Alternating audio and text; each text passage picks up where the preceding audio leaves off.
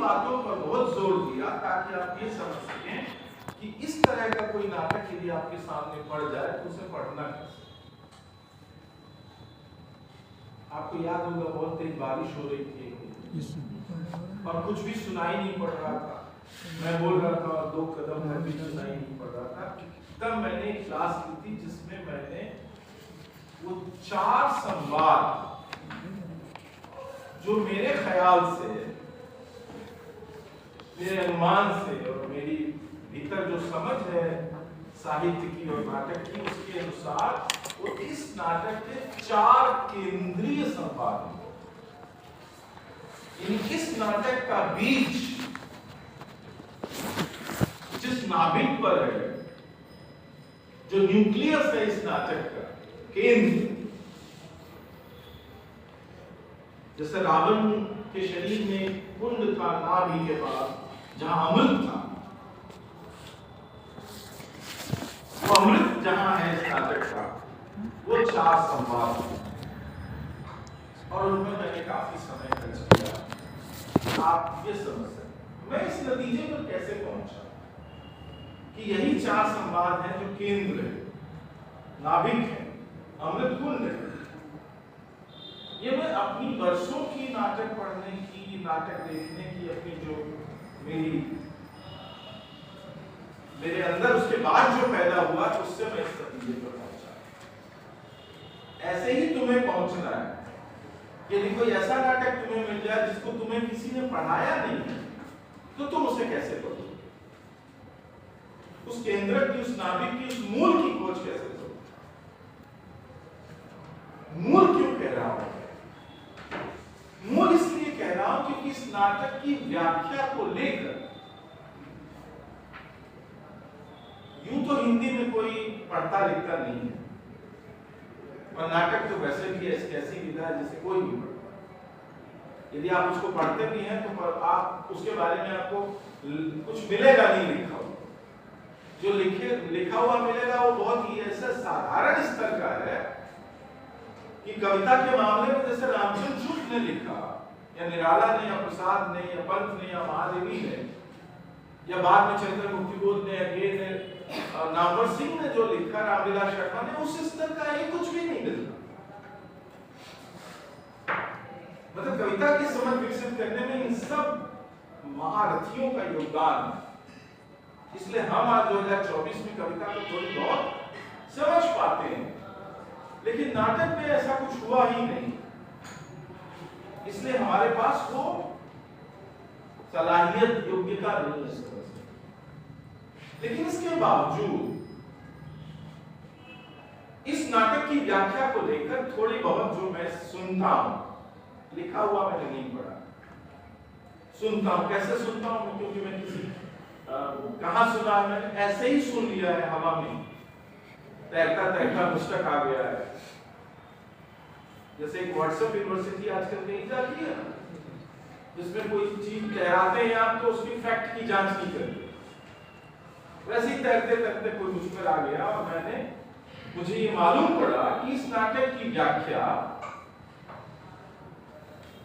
ऐसे की जा रही है जैसे इस नाटक का लेखक आधे अधूरे के लेखक मोहन राकेश का सगा भाई हो। तो इस नाटक में पद्मिनी और चारुदत्त और कपिल के जो संबंध हैं उनको किस तरह पढ़ा जा रहा है जैसे सावित्री और आधे अधूरे के महेंद्रनाथ और जुनेजा और सिंगानिया और अन्य पुरुषों के साथ जो संबंध है उसके उस रोशनी में पढ़ा।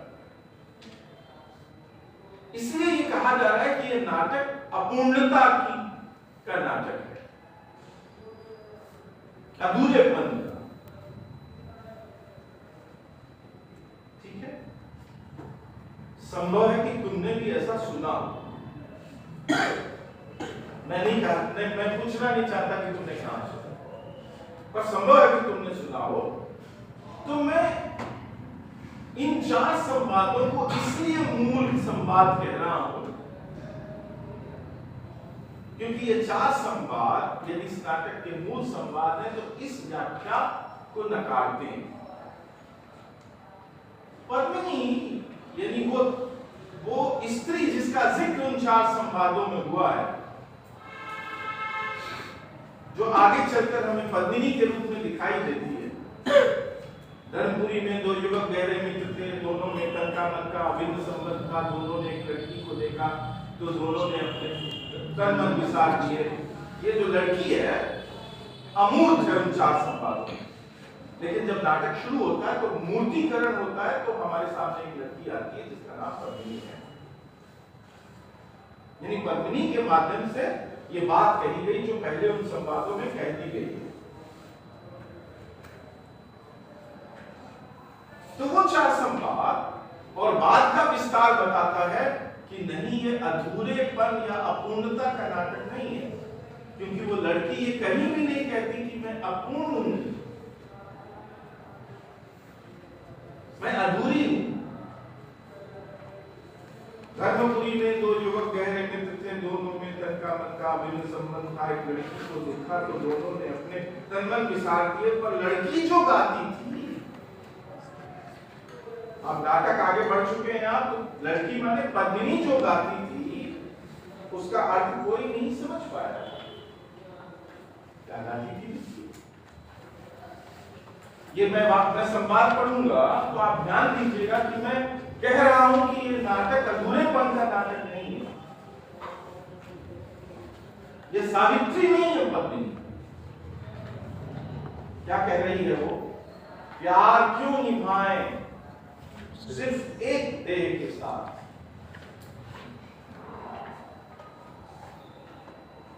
रंगीन के फूल जो एक साथ 100 खिलते हैं, अब उन्हें बीनकर एक ही डोरी में क्यों बांधे? क्या ये समस्या अधूरेपन की है? क्या ये लड़की जो कह रही है इसमें कहीं अधूरेपन का कोई भाव है कि एक से दूसरे फूल में इसलिए जाना है, रंगीन का फूल, क्योंकि मैं एक फूल के रहते अधूरी अनुभव करती हूं? नहीं, ऐसा नहीं। दोनों ने बेसुध होकर अपने तन ही उतार फेंके, उनके हंसते हुए कटे मस्तकों से रक्त बहने लगा। लड़की ने उन मस्तकों को ऊपर उठाया तो वह उस रक्त से नहा गई, नहाकर आरक्त हो गई और फिर वह स्वच्छंद गाती और नाचती रही।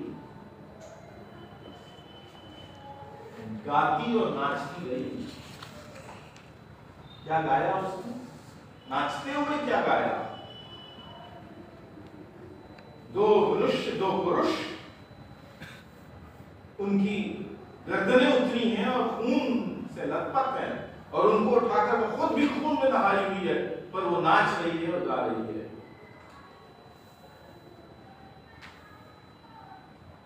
क्या कह रही है? दोनों स्तनों पर एक एक शीश, दोनों आंखों के लिए एक एक पुतली, दोनों बाहों से दोनों का अलग अलग आलिंगन, जिसकी मुझे न लज्जा है न चिंता। धरती के अंदर में रक्त बरसता है, आकाश में दिन की खूंटें उठती हैं। कहां जिक्र है इसमें? इन 4 संवादों से, खासतौर पर स्त्री के उन गीतों से कहां ये प्रकट होता है? मैंने दूर तक छूता नहीं है वो। अधूरेपन की, अपूर्णता की समस्या को पद्मिनी की समस्या से जोड़ना एक तरह का अन्याय है इस कथा के साथ, क्योंकि ये कथा कुछ और कहना चाहती है। यदि आप अधूरेपन वाले प्रकरण में फंसेंगे तो आप गलत, मतलब वहां पहुंच ही नहीं। इसलिए मैंने इस पर बहुत जोर दिया था कि आप इनको समझने की कोशिश करें और दूसरी बातें भी उसके साथ साथ करें। तब आप सवाल कर सकते हैं कि तो फिर आप क्या कहना चाहते हैं? आपका इंटरप्रिटेशन क्या है? यदि हमारे पास ज्यादा कक्षाएं होंगी, हम ज्यादा देर तक पढ़ सकते हैं, हम ज्यादा संवादों पर बात कर सकते हैं, जैसा कि हमने पिछली बार की, कि हमने कुछ संवाद दिया, उसके माध्यम से समझने की कोशिश की कि नाटक को पढ़ना कैसे चाहिए। तो हम इस बात को थोड़ा विस्तार से, आराम से कहते, पर आज वक्त नहीं है। आज ये कि बात को सीधे कहना है, भले वो तुम्हें तुम्हारे दिमाग में बम गिरने लगे तब भी कह देना है, क्योंकि आज की बात पता नहीं। तो ये मूल समस्या अधूरेपन की नहीं, दिमाग से निकाल। दूसरा जो भ्रम अक्सर इस नाटक के बारे में होता है और पैदा करने की कोशिश की गई है, मतलब मैं इसको अनजाने में की गई गलती नहीं मानता, ये जानबूझकर किया गया है कि इस पूरे नाटक को स्त्री के संदर्भ में देखा, यानी ये माना जाए कि ये पद्मिनी की समस्या सिर्फ पद्मिनी की यानी औरतों की समस्या है, स्त्रियों की समस्या।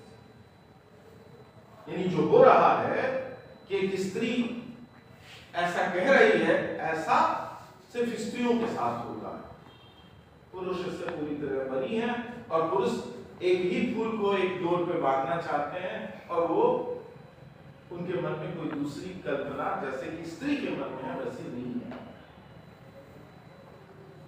यदि आप ऐसा करते हैं कि इस पूरे नाटक की पद्मिनी को सिर्फ स्त्री मानकर पढ़ते हैं और ये मान लेते हैं कि ये जो कुछ पद्मिनी के जीवन में हो रहा है सिर्फ स्त्रियों के साथ ही हो रहा है, नाटककार का ऐसा बनना है तो आप दूसरा अन्याय। साइकोलॉजी में, मनोविज्ञान की दुनिया में कुछ ग्रंथियां, कॉम्प्लेक्सेस माने गए, ये सब आधुनिक युग की खोज है। मैंने आधुनिक युग में ऐसा हुआ है क्योंकि साइकोलॉजी आधुनिक युग की चीज है। मन तो अति पुरातन है और मन को समझने की कोशिश भी अति पुरातन समय से चल रही है, लेकिन उसको फॉर्मुलेट करना, सूत्रबद्ध करना और ये कहना कि ये मन में होता है, इससे साइकोलॉजी बनती है। यानी मन का विज्ञान निर्मित करने की कोशिश करना वो नई चीज है, आधुनिक चीज है, आधुनिक युग है। तो वह कॉम्प्लेक्सेस की चर्चा होती है, बहुत सारे कॉम्प्लेक्सेस, मैं उतना विद्वान नहीं हूं, थोड़ी बहुत जानता हूं। तो क्या किया यूरोप के मनोविज्ञानियों ने कि उन्होंने यूरोप की पुरानी कथाओं के आधार पर कॉम्प्लेक्सेस बताए मनुष्य के, जैसे सोफोक्लीज की नाटक की श्रृंखला है इडिपस द रैक्स करके सोफोक्लीज की नाटकों की सीरीज, उससे एक कॉम्प्लेक्स बताया गया उस कथा के आधार पर, इडिपस कॉम्प्लेक्स। इडिपस कॉम्प्लेक्स क्या है?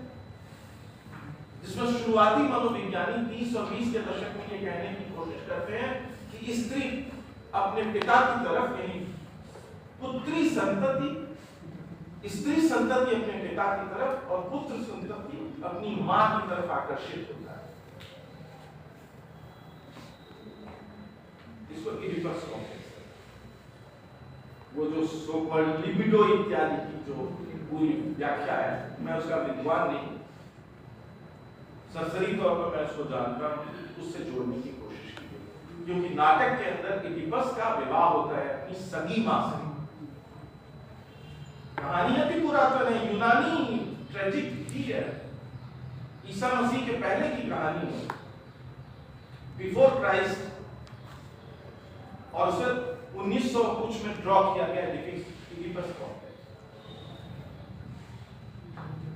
कहानी के अंदर इडिपस का विवाह हो जाता है, गलती से, वो जानता नहीं कि औरत मेरी मां है, लेकिन इस बात को मनोविज्ञानियों ने कहा कि कॉम्प्लेक्स है, ग्रंथि है, ये होती है मनुष्य के अंदर।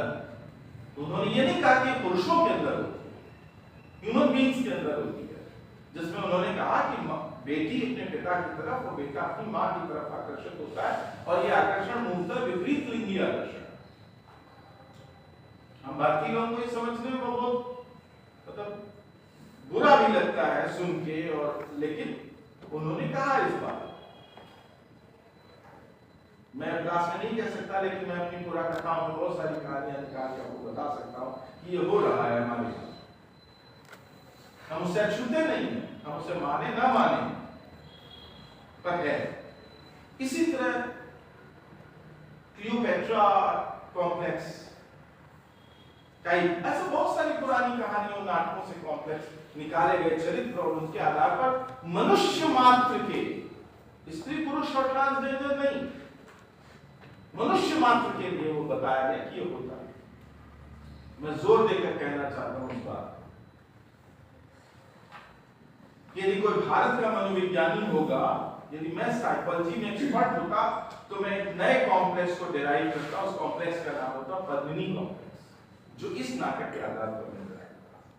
और वो सिर्फ स्त्रियों में नहीं होता, पुरुष में भी। क्या है ये कॉम्प्लेक्स? कि आप एक अलग अलग समयों में और कई बार एक ही समय में एक से अधिक मनुष्यों के प्रति आकर्षित होते हैं, जिसमें विपरीत लिंग के मनुष्य भी शामिल होते हैं।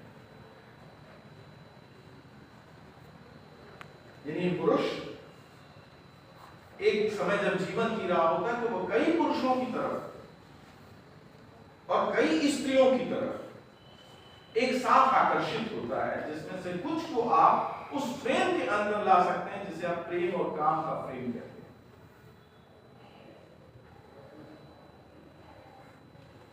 प्रेम और काम के अंतर को तो आप मेरा ख्याल है बुनियादी तौर पर समझते होंगे।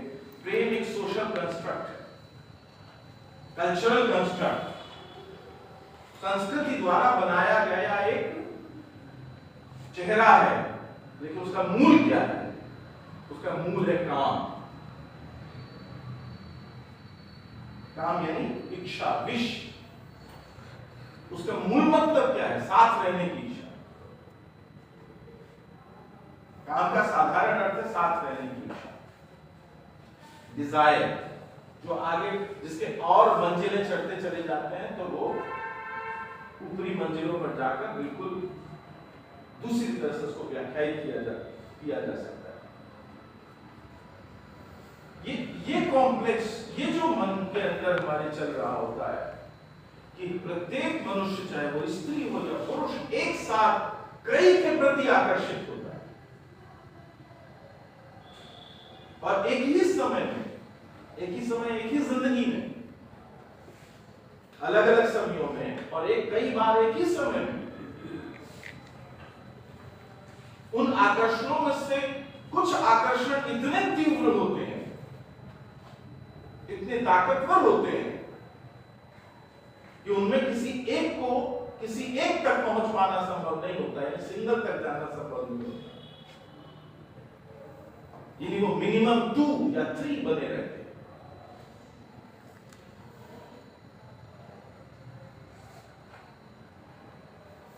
मैं क्लास में कह चुका हूं, दोबारा कहता हूं, आपको बुरा लगे तो और अच्छी बात है। यदि आप भारतीय महाकाव्यों को पढ़ेंगे, तो संस्कृत के हैं चाहे दूसरे भाषाओं, तो ये घटना पुरुषों के साथ घटती हुई बार बार दिखाई पड़ेगी। यानी पुरुषों के मामले में इसे भारतीय रचयिताओं ने खुलकर स्वीकार किया है कि ये कॉम्प्लेक्स होता है। पृथ्वीराज रासो का नायक, मैं नहीं जानता वो कौन है, मेरे लिए वो चंद्रबरदाई का एक चरित्र है। उसका मूल पृथ्वीराज चौहान से कोई संबंध है या नहीं है, मैं नहीं जानता। वो मूल पृथ्वीराज चौहान की जीवन कथा है या नहीं है, मैं नहीं जानता। मैं उस चक्कर में पढ़ना भी नहीं चाहता। लेकिन पृथ्वीराज रासो ये बताता है कि पृथ्वीराज नाम का उसका जो नायक है, वो एक ही जीवन में कई स्त्रियों के प्रति समान तीव्रता से आकर्षित है, और इतना अधिक आकर्षित है कि वो हर बार उस स्त्री के निकट जाकर उसको कहता है कि मैं तुमसे प्रेम करता हूं, और उसके लिए वो कुछ भी करने के लिए तैयार होता है, जिसमें बड़े बड़े युद्ध और एक स्त्री को पाने के लिए अनेक लोगों की हत्या और उनकी करने के लिए वो तैयार है। यानी जिसे मैं पत्नी कॉम्प्लेक्स कहता हूं, पुरुषों के मामले में भारतीय कथाएं उसे सहजता से स्वीकार करने के लिए राजी है कि पुरुष की जिंदगी में अनेक स्त्रियां प्रेमिका, प्रेयसी या पत्नी के रूप में मौजूद रहती हैं, और ये होता है। जो कहते हैं ना ये होता है, ये सहज है, हाँ ये होता है। पृथ्वीराज रासो के नायक पृथ्वीराज, मैं पृथ्वीराज चौहान के बारे में नहीं कह रहा हूं, मैं कुछ भी नहीं कह रहा हूं, जो भी कुछ कह रहे हैं वो चंद्रबरदाई कह रहे हैं, या विष्णुदेव रासो, या पद्माल रासो, या और दूसरी, यहां तक कि पद्मावत, महान नायक रतन सेन, या मृगावती का नायक, या संस्कृत नाटकों के महाकाव्यों के नायक, ही जीवन में अनेक स्त्रियों के प्रति समान तीव्रता से आप ये निर्णय नहीं कर सकते हैं कि किसके प्रति ज्यादा आदर है।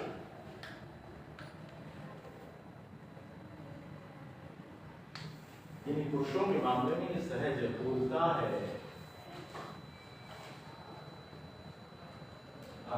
आपको कोई परेशानी नहीं है इसको स्वीकार करना, लेकिन वही घटना यदि स्त्री के साथ घटित होती हुई दिखाई दे तो आपको समस्या होगी।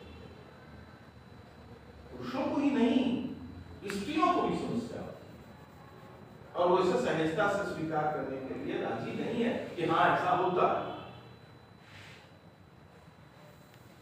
ये नाटक लिखे जाने से लगभग 18-20 साल पहले, कम से कम 10 साल का अंतर है, हिंदी में कहानी लिखी गई जिसे आप पढ़ चुके हैं मैं पूर्वार्ध में, मन्नू भंडारी की कहानी यही सच है, जिसमें पहली बार एक स्त्री ने यह लिखा कि एक स्त्री एक ही समय में दो पुरुषों के प्रति समान भाव और तीव्रता से आकर्षित होती है।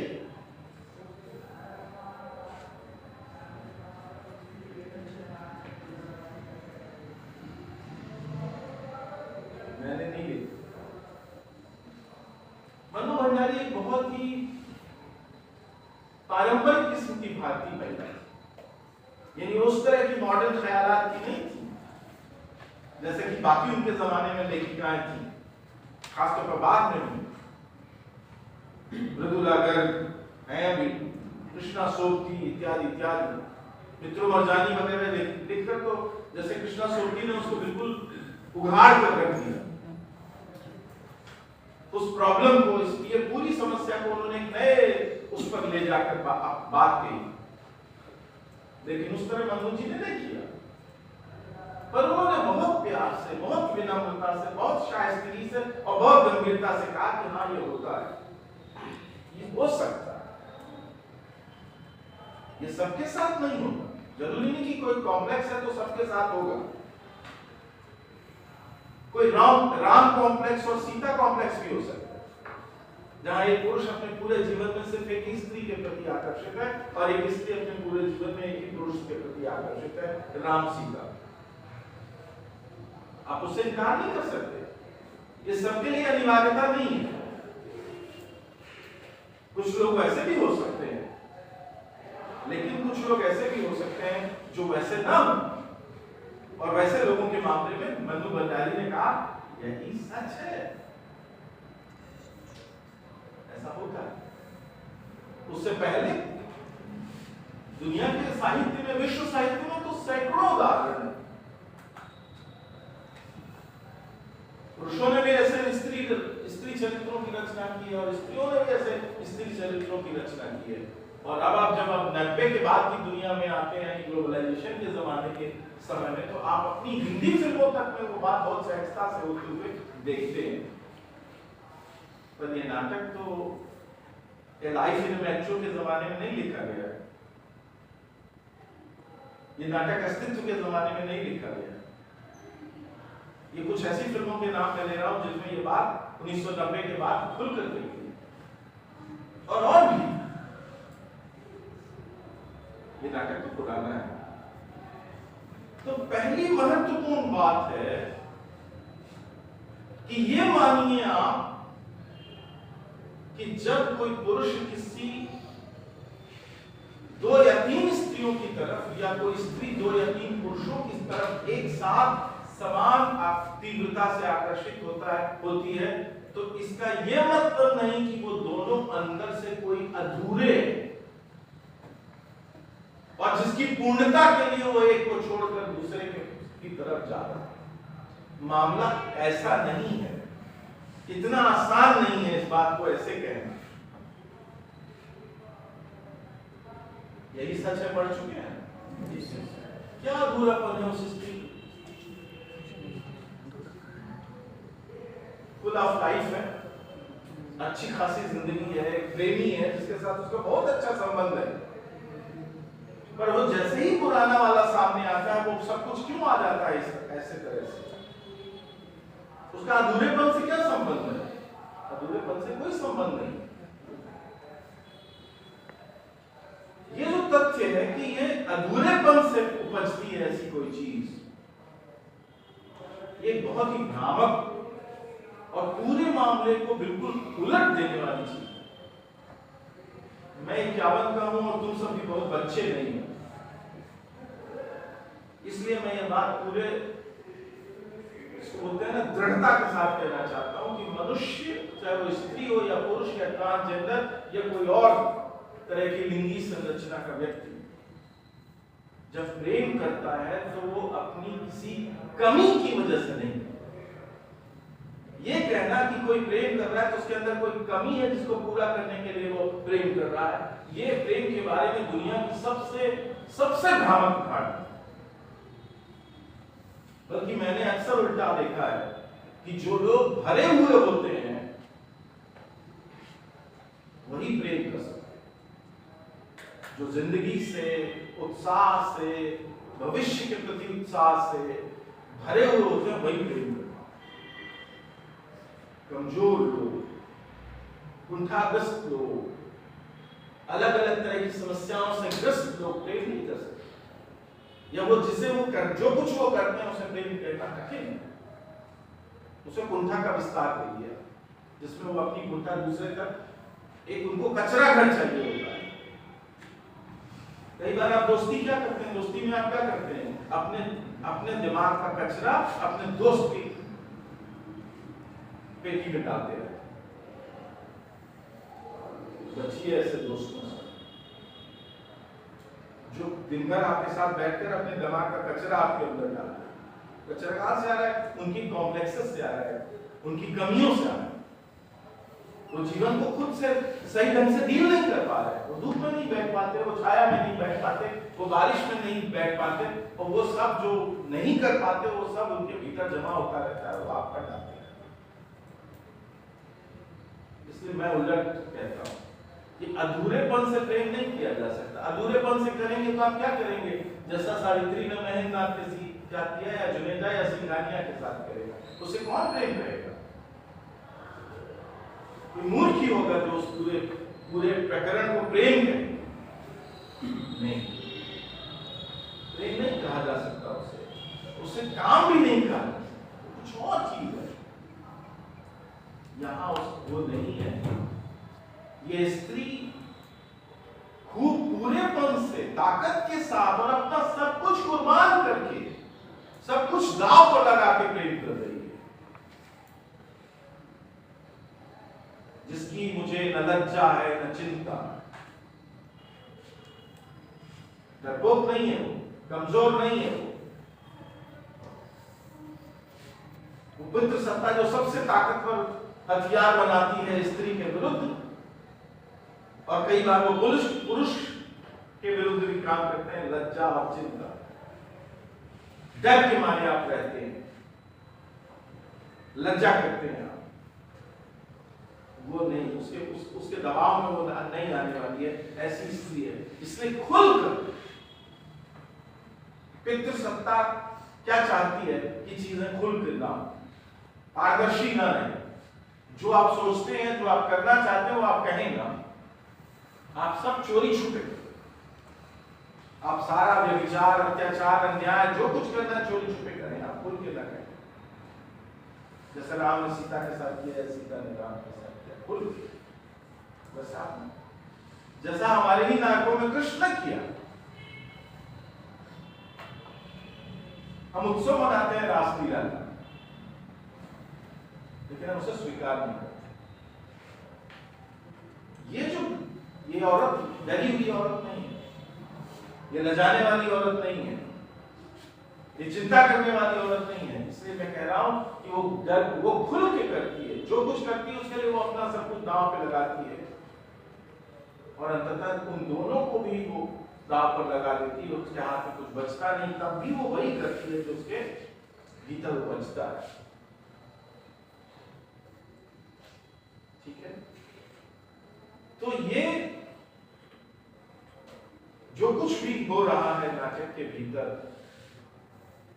जिसे मैंने कहा कि सिर्फ स्त्री के साथ नहीं होता है, पुरुषों के साथ भी होता है और हो सकता है ट्रांसजेंडर्स के साथ भी होता हो।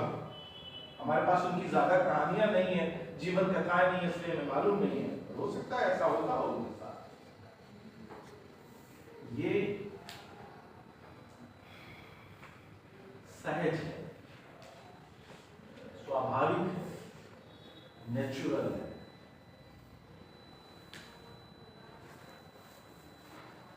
कोई विकृति नहीं है,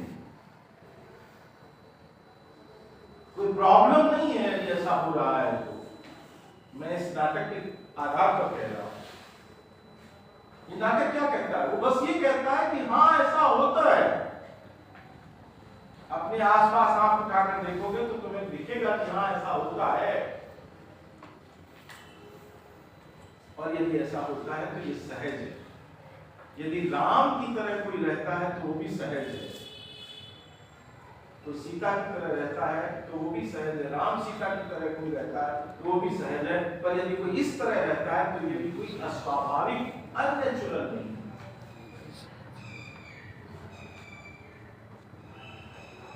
ठीक है, इसलिए ये जो नाटक है वो किस चीज पर जोर दे रहा है कि मनुष्य सिर्फ 5000 साल से नहीं जी रहा है।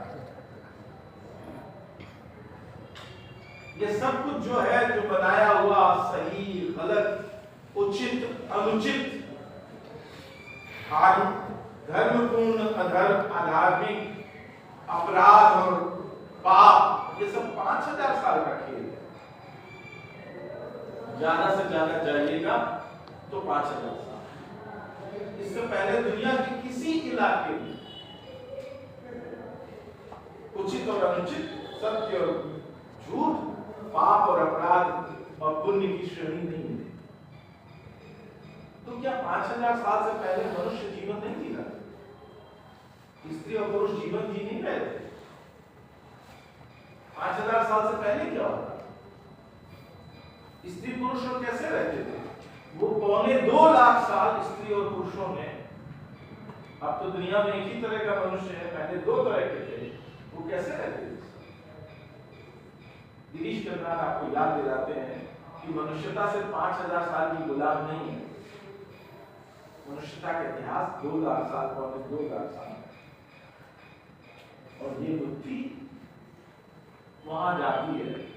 यानी ये नाटक पद्मिनी के भीतर, वो इस नाटक के अंदर स्त्री है और पुरुष भी हो सकता है। पुरुषों के बारे में चूंकि खुलकर कह दिया गया, इसलिए नाटककार उस पर ध्यान, उस कहानी को नहीं कह रहा है। यदि तमाम महाकाव्यों के नायकों के लिए यह सहज है तो इस स्त्री के लिए असहज क्यों?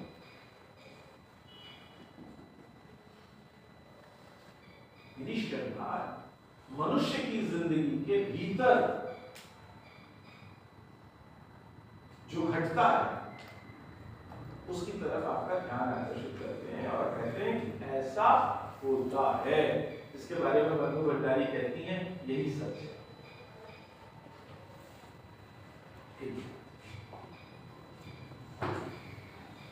आप में से कई लोग को ऐसा लग सकता है मेरे ये कहने से कि मैं इसका समर्थन कर रहा हूं। एक बार ऐसा होता है कि हम कुछ कहते हैं, आपको डर तो लगने लगता है कि जैसे मैं उसका समर्थन, मेरा काम सिर्फ लेखक के मंतव्य को दृढ़तापूर्वक और साफ साफ आप तक पहुंचाना है। मेरी अपना कोई मान्यता नहीं। कोई मान्यता होगी तो वो दूसरे चरण में आएगी कि क्या उसके बारे में क्या कहा जाए। पर अभी मेरा काम गिरीश कर्नाड के मंतव्य को समझाना है, जो मैंने खासतौर पर इन 2 संवादों के माध्यम से, जो स्त्री संवाद है, जो गीत हैं शुरुआत में, उनके माध्यम से आपके सामने रखे। खासतौर पर से वो दूसरा संवाद है, दोनों स्तनों पर एक एक शीश, दोनों आंखों के लिए एक एक टिकली, दोनों बाहों से दोनों का अलग अलग आलिंगन, जिसकी मुझे लज्जा है चिंता, धरती के अंतर में रक्त बरसता। मैंने पिछली बार भी कहा था, कविता पढ़ने की कुछ योग्यता विकसित हुई होगी तो ये 2 पंक्तियां जो आपके की हैं इनको समझने की कोशिश करोगे तो इस नाटक का बहुत सारा अर्थ इन्हीं दो पंक्तियों से समझ में आ जाएगा। धरती के अंदर में रक्त बरसता है, आकाश में घी की बोतलें। धरती और आकाश दो बिल्कुल एक दूसरे से असंबद्ध पृथक दो चीजें। धरती और आकाश कहीं मिलते हैं? जुड़वा है, भाई बहन है, पति पत्नी है, क्या संबंध है दोनों के बीच में? क्या दोनों साथ साथ पैदा हुए हैं? कुछ पता नहीं। अभी लगता ये है कि हम ये धरती है और आकाश उधर है, दूरी है। नाटककार क्या कहता है? धरती के अंदर में रक्त बरसता है, आकाश में गीत की कोकिलें कूदती।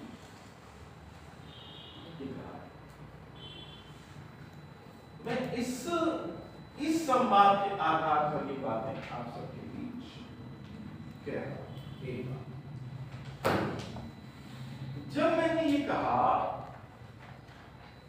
ये सहज है, गिरीशकार कह रहे हैं ये सहज है, यानी ये बनाया नहीं गया है, क्रिएट नहीं किया गया है, ये सिखाया नहीं गया है।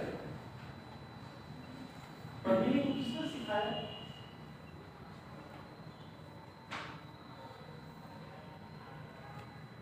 जो उसने अपने जीवन में किया नाटक के अंदर, कि देवदत्त से उसने विवाह किया। नाटक का के पूरे नाटक में कहीं इस बात का कोई संकेत नहीं है कि उसने देवदत्त से प्रेम किया। एक वाक्य भी ऐसा नहीं है। देवदत्त से विवाह, देवदत्त से विवाह के उपरांत, उसके होते हुए बिल्कुल शुरुआती दिनों में, जबकि मेरा ख्याल है कि कोई सो कॉल्ड अधूरापन जो पैदा नहीं होता है आदमी के, क्योंकि वो तो जीवन को भी जान ही रहा होता है नवदंपति, लेकिन उसी वक्त उसके मन में कपिल के प्रति तीव्र आकर्षण पैदा। इसमें कोई गुंजाइश नहीं भ्रम की कि पद्मिनी ने कपिल से प्रेम किया और वो प्राकृतिक आकर्षण महसूस किया जिसे सामान्यतया प्रेम कहते हैं।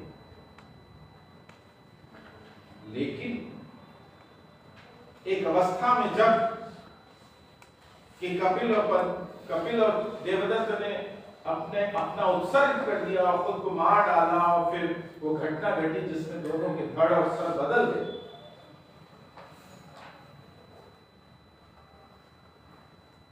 तो देवदत्त का सर और कपिल का धड़ यानी देह को पाकर वो खुश हुई। इस गुत्थी को समझना बहुत जरूरी है। विवाह उसने किया देवदत्त से, जिसमें उसकी मर्जी शामिल है या नहीं शामिल है मालूम नहीं।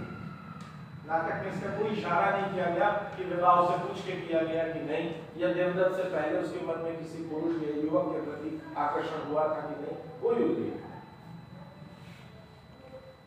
बिल्कुल ब्लैंक है इस मामले। तो हम मान के चलते हैं कि देवदत्त ही उसके जीवन का प्रथम पुरुष है। जैसा कि देवदत्त के जीवन में वो स्त्री है, लेकिन इसके आने से पहले वो 15 बार प्रेम कर चुका है, लोगों से आकर्षित हो चुका है। लेकिन उसने प्रेम किया कपिल से, लेकिन उसके बावजूद उसने संपूर्ण कपिल की मिल जाता, ऐसी कोई परिस्थिति चूंकि नहीं थी, इसलिए ऐसी परिस्थिति में उसने देवदत्त के सर वाले और कपिल के धड़ वाले मनुष्य को, जो एक तीसरी स्थिति है, देवदत्त एक स्थिति है, कपिल दूसरी स्थिति है, और तीसरी स्थिति क्या है? देवदत्त का सर और कपिल का धड़। उसको प्रेम किया, उसको पसंद किया, उसके साथ खुशी खुशी हो गई। यानी कि पहले से प्रेम था, पहले से विवाह किया, पुत्र पैदा किया, प्रोसेस में था, दूसरे से प्रेम किया, उसको भी छोड़, वो भी छूट गया, तो उसने तीसरे की तरफ जाने से इनकार नहीं किया। ऐसा नहीं कहा कि नहीं मैं वही वाला लूंगी। यदि इस पूरी परिघटना को आप स्त्री के संबंध में देखेंगे तो आप गलत नतीजों तक पहुंचेंगे। इसलिए मैं बार बार कह रहा हूं ऐसा मत सोचिए, वो पुरुष भी हो सकता है। पुरुष तो अक्सर ऐसा करते रहते हैं, इसलिए उसकी कहानी में उसका जिक्र है।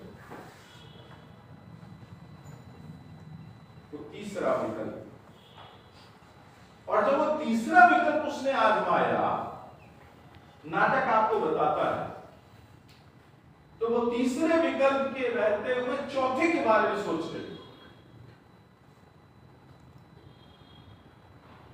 दो गुड़ियाएं हैं नाटक के अंदर, जो हमें वो बताती हैं जो उसके अंदर चल रहा है, स्वप्न। और वो जो सपना देखती है, कब वो देखती है? गर्भवती पत्नी जो सपना देखती है, पुत्र उत्पन्न करने से पहले, उसके बाद जो सपना देखती है, उसके बारे में वो गुड़िया बताती है।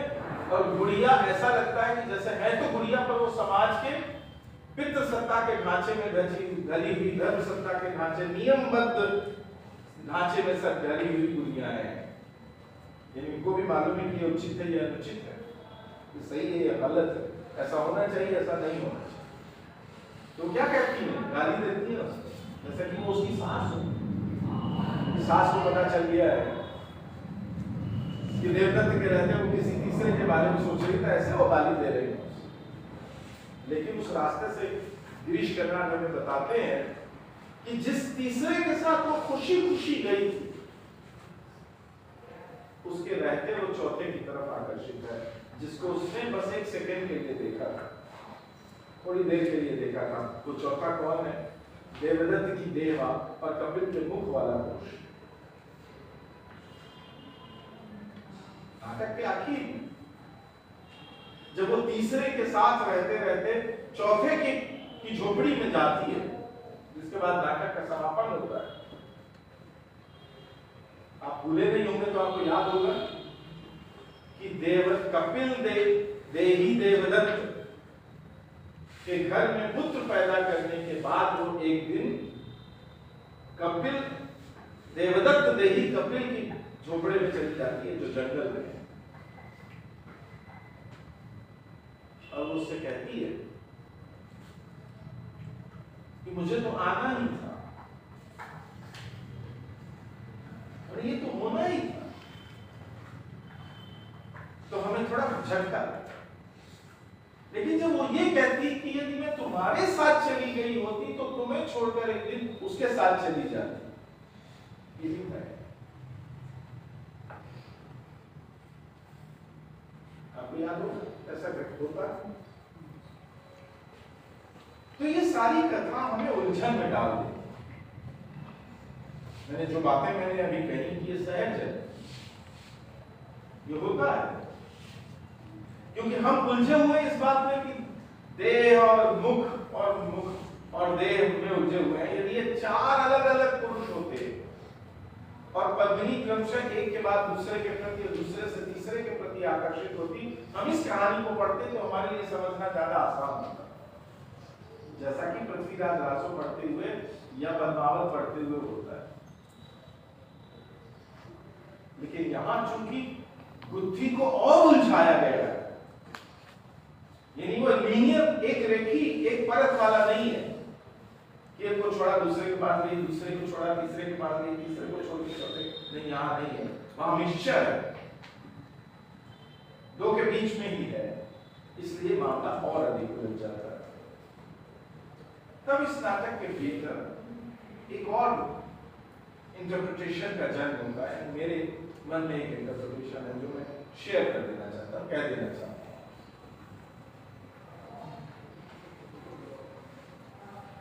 कुछ और बिंदु हैं जिस पर मैं समय मिलेगा तो बात करें।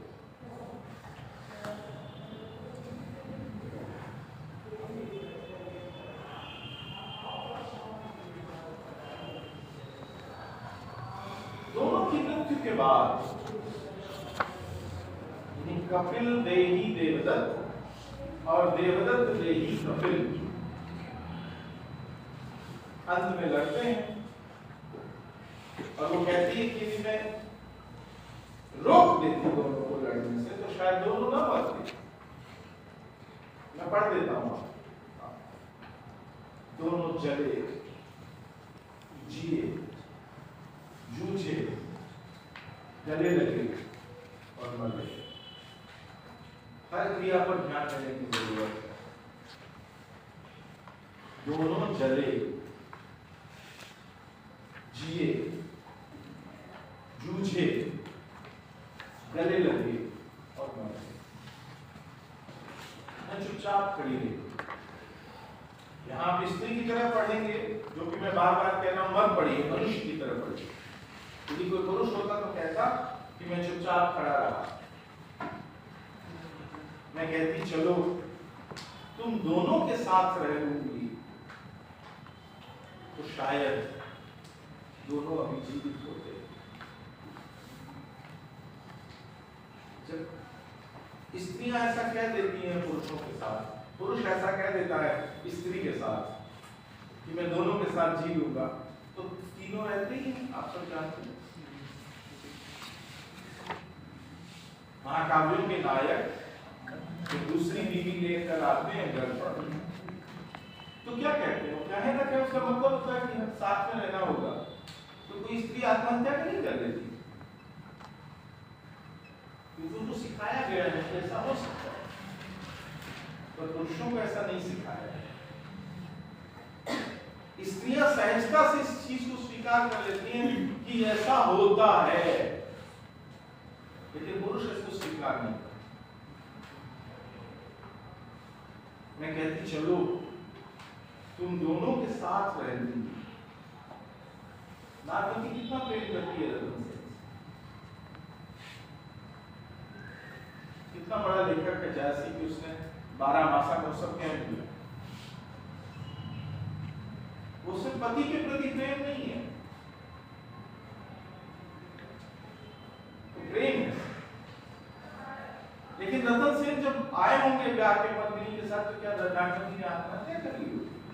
नदी में डूब कर मर गई, कोई उल्लेख है? मैं कहती चलो तुम दोनों के साथ रह लूंगी तो शायद दोनों जीवित रहते हैं। नागवती और पत्नी पद्मावती एक साथ जीवित रहते हैं।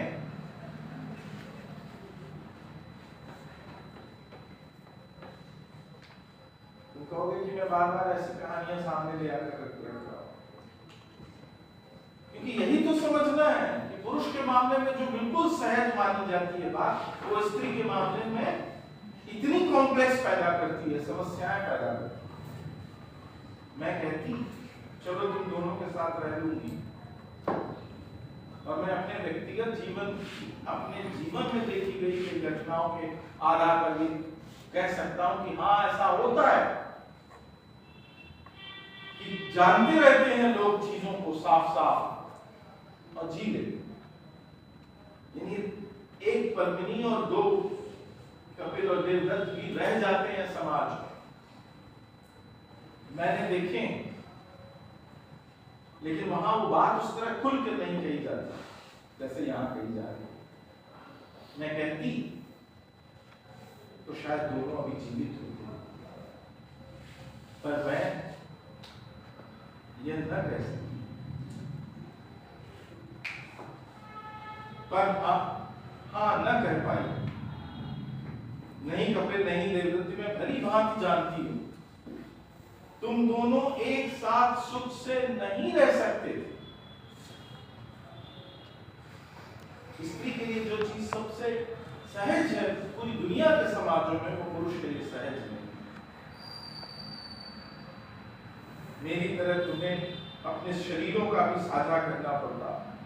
मृत्यु से परिचित थे तभी तो 2 भाइयों की तरह लड़ते हुए मरे। जीवित रहते तो पशुओं की तरह लड़ते रहते।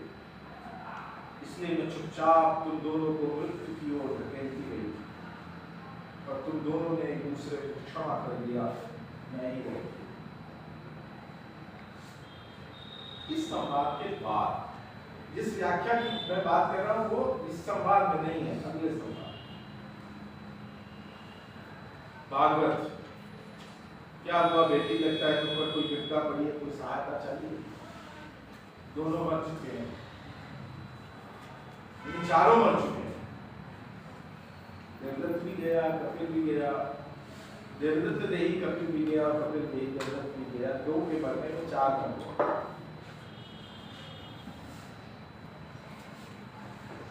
बंदिनी, भीतर झोपड़ी में मेरा बेटा सोया है,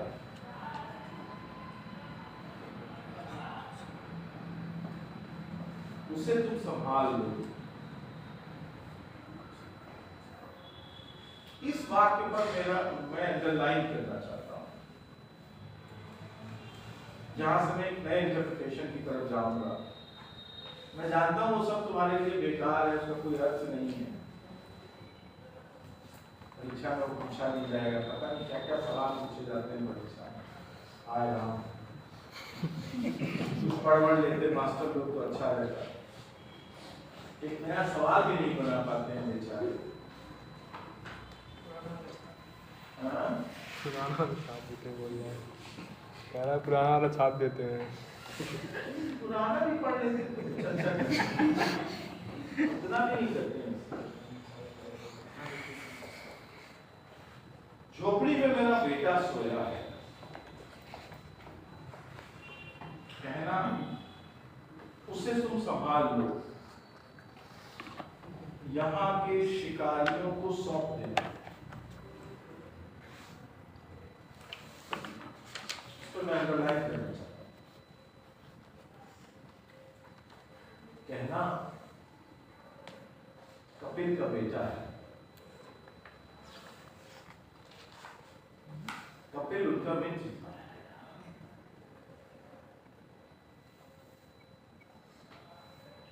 किनका?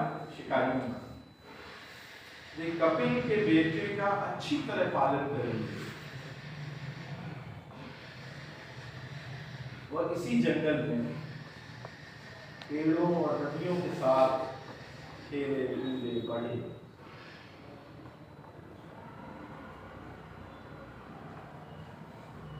नहीं कह रही है, शिकारियों से कहना कि कपिल का बेटा है, कपिल उनका दोस्त था, वही इनका पालन पोषण करें, और ये बेटा मेरा कैसे रहे? कपिल के बेटे का अच्छी तरह पालन करेंगे, वह इसी जंगल में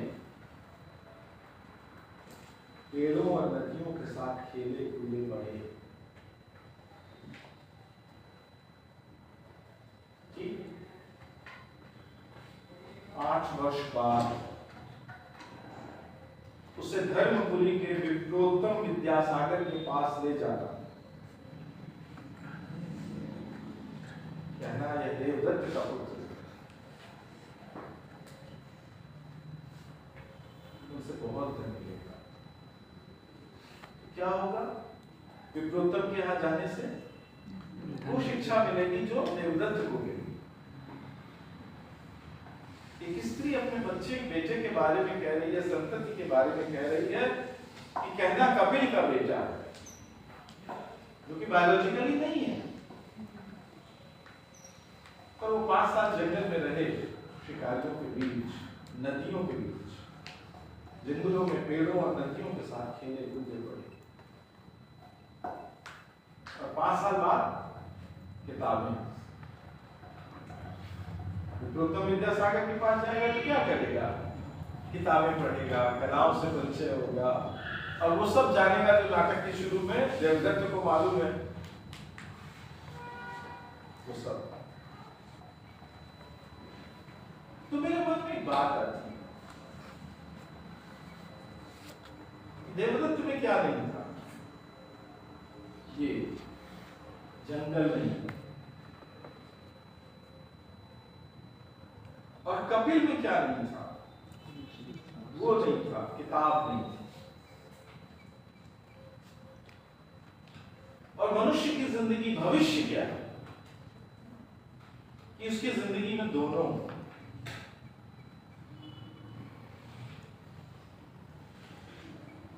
पेड़ जंगल, नदी, मोस्टली जरूरी और किताबें, और दोनों का समान महत्व। तो जो मनुष्य बनेगा वो तीसरे तरह का अलग होगा, जो ना देवदत्त होगा ना कपिल होगा। ऐसा कौन कह रहा है? जिसने 4 विकल्प आजमाए। अपने बेटे को, उसको बेटी नहीं बनाना है, बेटी नहीं है वो। चारों विकल्प पुरुषों के विकल्प थे। देवदत्त भी पुरुष था, कपिल भी पुरुष था, देवदत्त देही कपिल भी पुरुष था, और कपिल देही देवदत्त भी पुरुष था। 4 पुरुष उसने देखे अपनी जिंदगी में, और चारों, 5वां जो उसका बेटा होगा, कैसा? जो जंगल में पढ़ेगा, जंगल में बढ़ेगा, और बाद में चलकर किताब में रमेगा। तुम सोच सकते हो कि मैं कुछ अजीब बात कहता हूं। मेरे बारे में अक्सर ऐसा सोचते हैं कि मैं कुछ अजीब बातें करता हूं। मैं वो बातें क्यों करूं जो पहले से ही किताबें में लिखी हुई हैं? तो मैं इसको समझाता हूं। थोड़ा समय है मेरे पास, तो मैं उसकी व्याख्या करता हूं। आसान है, उसके बाद और भी मांग ले। ऐसा मत सोचो कि वो खत्म हो गया।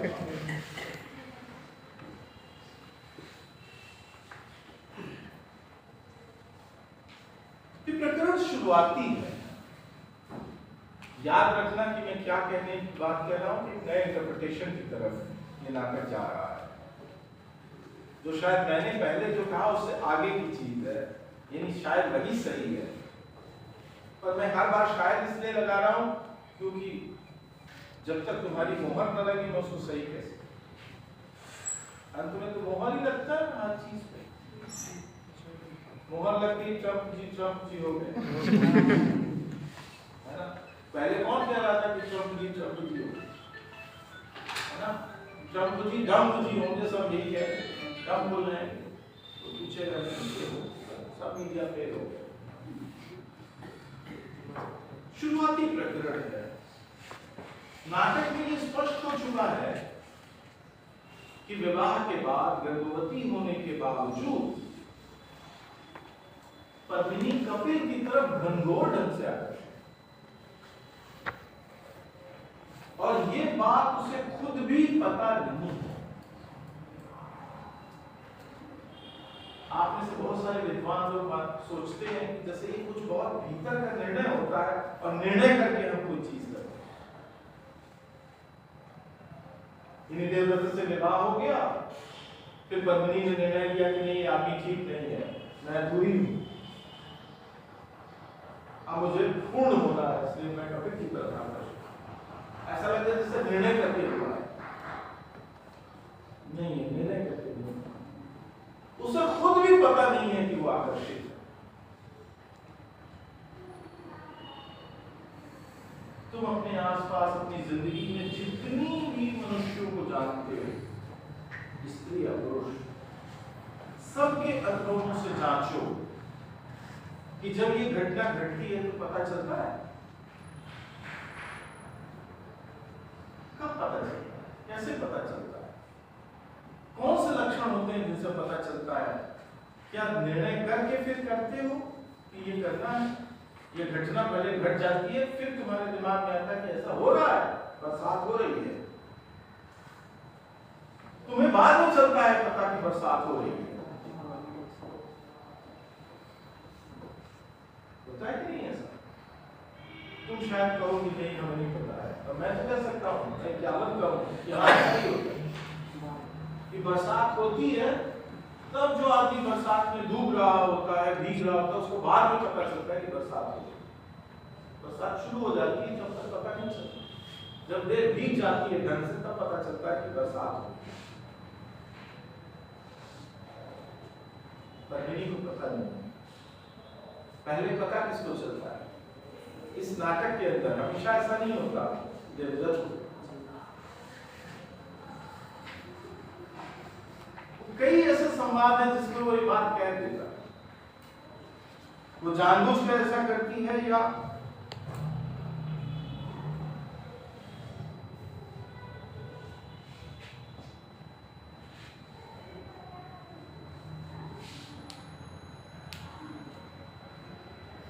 मैं बता देता हूं बस एक वाक्य में जहां देवदत्त ये बात कहता है।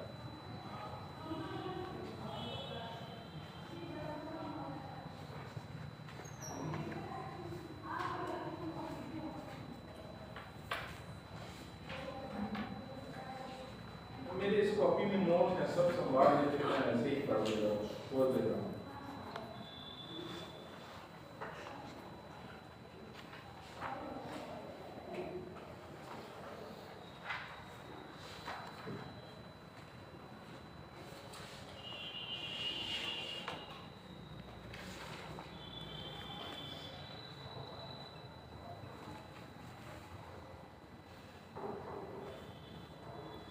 तुम्हें तो कोई दुविधा नहीं। पेज 47। जो आए जी में भक्ति घूमती रहती हो। यदि मौका मिलता तो मैं बताता कि कैसे ये जो संवाद है ये पितृसत्तात्मक ढांचे में ढले हुए पुरुष के संवाद, जो थोड़ा कम मनुष्य है, पुरुष ज्यादा है। जो ज्यादा पुरुष होगा वो कम मनुष्य होगा, जो ज्यादा स्त्री होगा वो कम मनुष्य होगा। मनुष्य होना, स्त्री और पुरुष होते हुए मनुष्य होना एक अलग तरह की चीज है। जो पुरुष ज्यादा है, मनुष्य कम है। तुम्हें तो कोई दुविधा नहीं। वो नवविवाहिता पत्नी को कह रहा है, जो आए जी में भक्ति घूमती रहती है छोटे बच्चों की। भारतीय पितृसत्ता के या दुनिया भर की पितृसत्ताओं में ढले हुए पुरुषों का पहला जो वार होता है वो क्या होता है कि स्त्री को कम उम्र साबित कर, अकल नहीं, बच्चों टाइम जी।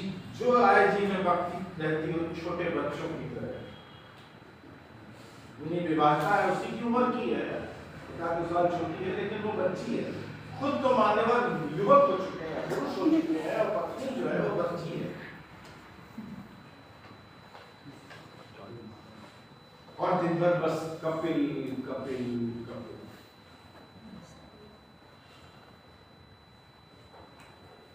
नाटककार ने लिखा है, ऐसा सुनते ही और दिन भर बस कपिल कपिल कपिल, लिखा है नाटककार ने चकित।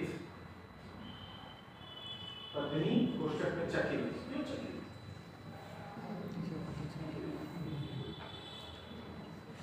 ऐसा क्यों कह रहे हो? ऐसी बात क्यों कह रहे हो? माने उसके मन में अब तक नहीं आया है, उसने खुद को ऑब्जर्व नहीं किया है कि वो ये कर रही है। ये इतना सहज और स्वाभाविक तरीके से हो रहा है कि उसे मालूम भी नहीं पड़ा है कि ऐसा हो रहा है। और ये हो रहा है उससे ठीक एक संवाद पहले है।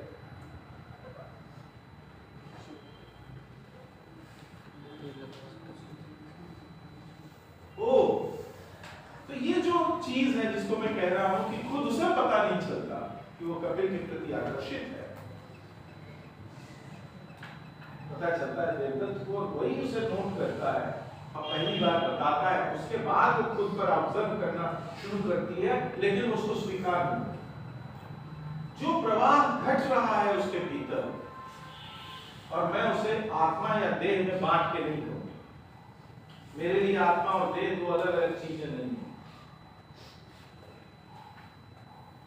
बॉडी एंड माइंड तो डिफरेंट चीजें नहीं है कि माइंड में हो रहा है बॉडी में नहीं हो रहा, और बॉडी में हो रहा है माइंड में नहीं हो रहा। दोनों एक साथ होगा। बॉडी और माइंड एक साथ चलते हैं। यदि आप नेचुरल हैं, सहज हैं, सामान्य हैं, अपने मस्तिष्क को आपने ऐसा नहीं कर लिया है कि मस्तिष्क देह को कंट्रोल करने लगे, तो सामान्यतः क्या होगा कि दोनों साथ चलेंगे। हमारे जमाने में लोग ऐसा है कि दिमाग ज्यादा ताकतवर है और वो बॉडी को कंट्रोल करता है, इसलिए हम छुपाते हैं। जो दिमाग में आता है, बॉडी जो कह रही होती है उसको छुपाने की पूरी कोशिश करते हैं, लेकिन सामान्यतः हम छुपा नहीं पाते क्योंकि अंततः देह सच होता है। क्योंकि देह एक ऐसी चीज है जो आज भी नेचर है, तुम्हारा मन नेचर नहीं है।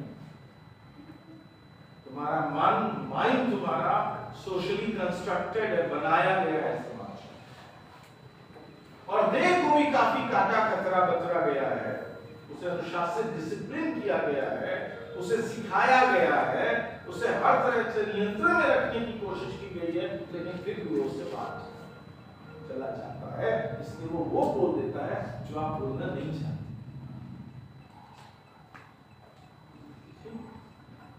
कैसे पकड़ा देवदत्त ने? ऑब्जर्व। वो ऑब्जर्व किस चीज को कर रहा है? पद्मिनी को कर रहा है। और पद्मिनी को जब वो देखता है तो क्या दिखाई देता है? देह दिखाई देती है। पर जो होता है कुछ जो आत्मा के भीतर, मन के भीतर, देह क्या है? उसको प्रकट करने का एक माध्यम है।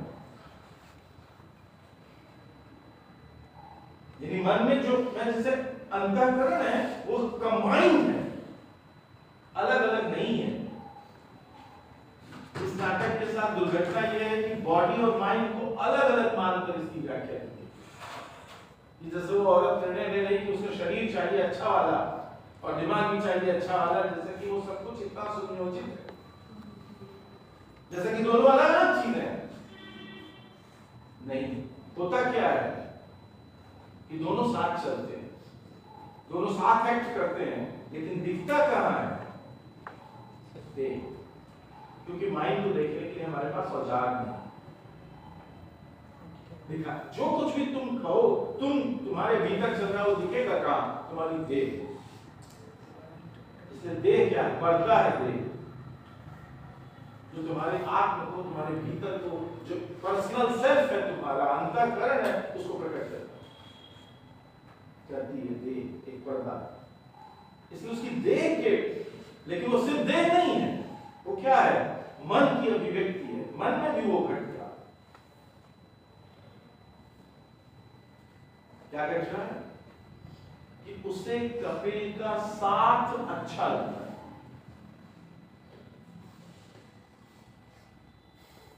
ये कैसे पता चलता है? जो नाटक के शुरुआती प्रकरण जहां से मैं पढ़ रहा हूं, वहां कई जगह ऐसा दिखाया गया है। पहली बात तो देवदत्त कहता है कि दिन भर कपिल कपिल कपिल, और फिर बाद में दिखाया गया जब ये तय हो जाता है कि कपिल, पद्मिनी और देवदत्त यात्रा पर नहीं जाएंगे। ये निर्णय किसका है? देवदत्त का। तो भी वो बार बार खिड़की के पास जाकर देख रही है। देखो ना, अभी अभी तुम कपिल पर चढ़ गए नहीं। पद्मिनी फिर खिड़की के पास जाती है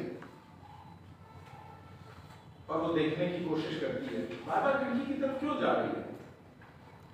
क्योंकि उसकी प्रतीक्षा है कपिल की। खिड़की पे कौन जा रहा है? देह। तो खिड़की पर देह को ले कौन जा रहा है? मस्तिष्क, चेतना, कॉन्शियस। देह चल कहां से रही है? कॉन्शियस से चल रही है। सचमुच ये इतनी नासमझ है देवदत्त का संवाद है। यह जानबूझकर उससे खेल रही है। ये पुरुष का मंतव्य है। इसे नाटककार का मंतव्य मत काटनेगा। यदि भारतीय समाज में ये घटना घटेगी तो पुरुष क्या सोचेगा? इससे पहले कभी कपिल लजाता नहीं था, लेकिन अब पत्नी को देखते ही मुंह हिलाने लगता, पूंछ हिलाने लगता। ये भाषा देखिए आप। यदि कोई पुरुष किसी स्त्री के साथ बेहतर ढंग से मनुष्यवत पेश आए, आदागिरी न करे, दबंगई न करे, तो क्या कहेगा दूसरा पुरुष? पूंछ हिला रहा है। यानी स्त्री के साथ मनुष्य की तरह रहने को क्या कहा जाएगा? स्त्री के सामने पूछ लो। ये ये नाटककार का मंतव्य नहीं है। वो ये बता रहा है कि पेट्रियार्कल ढांचे में पितृसत्ता में जो बड़ा हुआ पुरुष है, जो कि देवदत्त तक पढ़ा लिखा है, महान कुल में उसका जन्म हुआ, विप्रोत्तम विद्यासागर का पुत्र है, रसज्ञ है, कलावंत है, कवि है, और विचार क्या है उसके?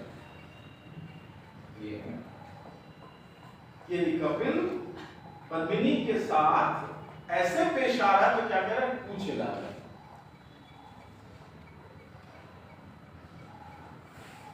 ऐसे बैठकर पद्मिनी का मुंह ताकता रहता है कि उसके मुंह से कोई शब्द धरती पर न गिर जाए।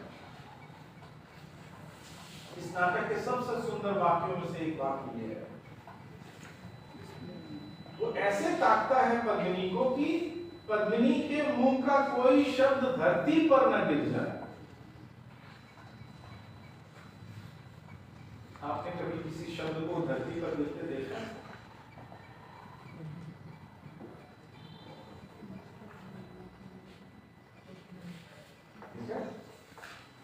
मैं यदि कॉपी गिराऊं तो गिर जाएगी फिर से, तब आप देख लेंगे, लेकिन शब्द गिरते हुए आप नहीं देखेंगे, क्योंकि उसके लिए कुछ और चाहिए होगा। शब्द कब धरती पर गिरता है? जब कोई कान उसे रिसीव न करे, क्योंकि यदि कान उसे ग्रहण कर लेगा तो वो कान के भीतर चला जाएगा, और धरती पर नहीं गिरेगा। तो यदि कोई कान उसे ना सुने तो कहाँ जाएगा? धरती पर गिर जाएगा। हमारे जीवन में ऐसा होता है बहुत बार, जब बोलते रहते हैं और हमारे शब्द धरती पर गिरते रहते हैं, तो उस पर ध्यान नहीं देते। पर ये कितना दोनों के बीच जो संबंध है कपिल और पद्मिनी के प्रति के बीच, वो कैसा है कि वो कुछ भी बोलती है तो उसको बहुत ही गंभीरता से और पूरी तरह, जिसको कहते हैं ना, झुक कर, पूरे भाव से, इंटीमेसी से, संलग्नता से उसको सुनना है। मजाक उड़ा रहा है देवदत्त इसका, उसकी प्रशंसा नहीं कर रहा है। मतलब उसको विवेक नहीं है कि कौन सी चीज सुनने लायक है, कौन सी चीज सुनने लायक। मैं तो कुछ नहीं सुन रहा, मतलब मेरे अंदर विवेक है कि इसकी कौन सी बात सुननी है। ये नासमझ बच्ची जैसी है, दिन भर उछल कूद मचाती रहती है, इसका कौन सी बात सुननी है, ध्यान देना है, नहीं देना, वो तो हर बात को ध्यान देगा। लेकिन क्या बताता है कि जो अनुरक्ति है, जो झुकाव है कपिल का पद्मिनी के प्रति, उसको ये इंगित कर रहा है। उसकी आंखों में तैरती यह लालसा, किसकी आंखों में? कपिल की आंखों में तैरती हुई लालसा। देवदत्त कह रहा है पद्मिनी का पति ये लालसा है। लालसा है शायद, हाँ, का मतलब क्या है? इच्छा, इच्छा का मतलब लालसा, लालसा मतलब काम। ये क्या है? ये काम, ये विद्वान है। शुरू में बता दिया गया है कि ये काम वात्स्यायन के विद्वान, शुरू में ही कह दिया गया, उनको पता है, वो कह रहे हैं कि लालसा है। गलत नहीं कह रहा है, क्योंकि आगे नाटक में ये होता हुआ हम देखते हैं। उसकी आंखों में तैरती है लालसा, क्या ये सचमुच इसे नहीं दिखती? किसे? पद्मिनी को। मैंने ये कह रहा है देवदत्त कि ये खुद दिन भर कपिल कपिल रटती रहती है, और वो उसकी आंखों में लालसा है। ठीक, चीज क्लियर है? क्लियर है इतनी बात? अभी मैं जा कहाँ रहा हूं? 5 साल तक मेरा बच्चा शिकारियों के पास रहे, उसको समझाने के लिए होगा, भूल मत जाइएगा, वरना वो छूट जाती है बात। अंत में होता यह है कि दोनों तय करते हैं कि नहीं जाना है, लेकिन जब कपिल आता है तो पद्मिनी कहती है चलो, और चल देते। यानी पति के और के निर्णय और पति के आदेश और पति के दबाव में दोनों द्वारा लिए गए निर्णय के विरुद्ध वो कहती है चलो बैठे क्यों हो, और दोनों तीनों गाड़ी पर चल देती है। ठीक, याद है कि नहीं ये बात? और ये कौन करता है? पत्नी करती है। कि देवदत्त की इच्छा के विरुद्ध वो जल की यात्रा में निकल पड़ती है। लेकिन इस पूरे प्रकरण में ये बात होती है कि जब वो मना करता है देवदत्त, तो जो बात उसने खुद कही कि उसकी आंखों में एक लालसा तैरती रहती है, वो बात कपिल के माध्यम से प्रकट हो जाती है, सुगत के माध्यम से। पेज 51 मना करते हैं देवदत्त, पत्नी की तबीयत ठीक नहीं। ओ अच्छा, तो फिर गाड़ी लौटा दो। हाँ, नहीं तो पूरे 3 दिन का भाड़ा मांगेगा। पेज 52 सुगत, कपिल का सुगत। देवदत्त ने क्या कहा था? दिन भर कपिल कपिल कपिल, और अब नाटक में दिखाया जा रहा है यात्रा नहीं होगी। कौन कह रहा है? कपिल, स्वागत। अब मैं दिन भर क्या करूं? अगले 8 दिन कहां जाऊं? देवदत्त की बात सुनते मुझे ऐसा क्यों लगा जैसे अचानक किसी ने मेरे 8 दिन छीन लिए। ये खालीपन मुझ में क्यों? कपिल कपिल समझ जा, फिसल रहा है तू, अपने को बस में रख, पकड़ ढीली न होने पाए। ये निर्णय किसका है? दिमाग का। 8 दिन इधर ना आना, ना आने से देवदत्त तो बुरा माने, शायद भाभी नाराज हो जाए, फिर भी मत आना, जा अभी जा। ये जो एहसास है, फीलिंग है कि खालीपन है, 8 दिन ले लिए किसी ने, क्या करूं? ये एहसास ही बताता है कि जो ऑब्जर्व कर रहा है देवदत्त वो यूं ही नहीं है। ये चीज उसके भीतर विकसित हो रही है, पर उसे पता नहीं है कि ये चीज इसे भी पता नहीं है, इसे भी पता किससे चला है? तीसरे को। उसे मालूम पड़ा, लेकिन मेरा ध्यान अभी उधर नहीं है। वो तो प्रसंग आ गया इसलिए मैंने उसको कुछ कह दिया। मूल बात क्या है? 5 बरस मेरे बेटे को शिकारियों के बीच लग गया। शिकारी हमने से कौन है जो शिकारी को अच्छा मानता? हमने तो पहली कविता सुनी तो सुना कि एक बहेलिया था, एक शिकारी था, उसने पक्षी को मार दिया और पहले काव्य की रचना हुई। यानी शिकारी क्या होता है? बहुत ही नकारात्मक चीज है ना। वाल्मीकि के बारे में कहा गया कि वाल्मीकि ने पहला छंदोमान शास्त्र लिखा जब एक बहेलिया ने, एक शिकारी ने पक्षी को मारा, पक्षी को। वो सब कहानी तो शिकारी बुरी चीज है, हमें ऐसा बताया गया। अब क्या होता है शिकारी? तुम्हें से है कुछ जो शिकारी जंगल गए हो, कभी शिकार किया हो, शेर का मच्छर का शिकार करते हो, तो मुंशी जाती हो नाव में, नदी में, आए कोई हाथ पाओ, 1 2 3 और कई शिकारी। फिर अच्छे से उठाओ जैसे हमें इस क्लास में भी वो लोग हैं जो शिकार करते हैं। अब हिंदी में शिकार करना ऐसी भयानक क्रिया है कि हर आदमी डरा हुआ है से मेरा क्या। मुझे तो गुरुजी ने शिकारी कह दिया। शिकारी आता है, जाल फैलाता है, जाल में फंसना नहीं चाहिए, ये सब कहानी में होनी पड़ी। यानी हमारी सब कथाओं में शिकारी एक नकारात्मक चीज है ना। तो दुनिया में इतनी मछली बिक रही है, दुनिया के सबसे बड़े एक्सपोर्टर्स में से एक नाम है। कौन करता है? करता हम लोग तो नहीं करते।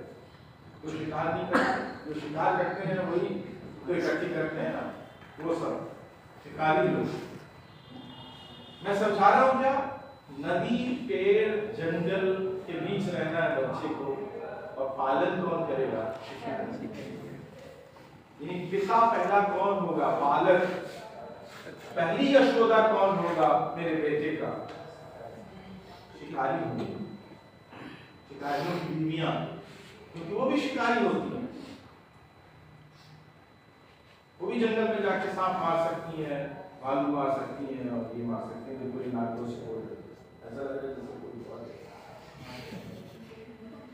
नहीं देखी तुमने वसीयत? फिल्मों में तो देखी है, नहीं देखी? देखो, आँख नाक खोल जिंदगी को देखता है। यात्रा शुरू होती है, चलती है, और एक जगह पे रुकती है। कहाँ रुकती है? कि अचानक पत्नी को एक फूल दिखाई, सिंदूर के रंग का, जिसके बारे में कपिल बताता है आचार्य देवदत्त को पता नहीं है। क्यों नहीं पता है? क्योंकि आचार्य देवदत्त को उतना ही पता है जितना किताबों में लिखा गया है।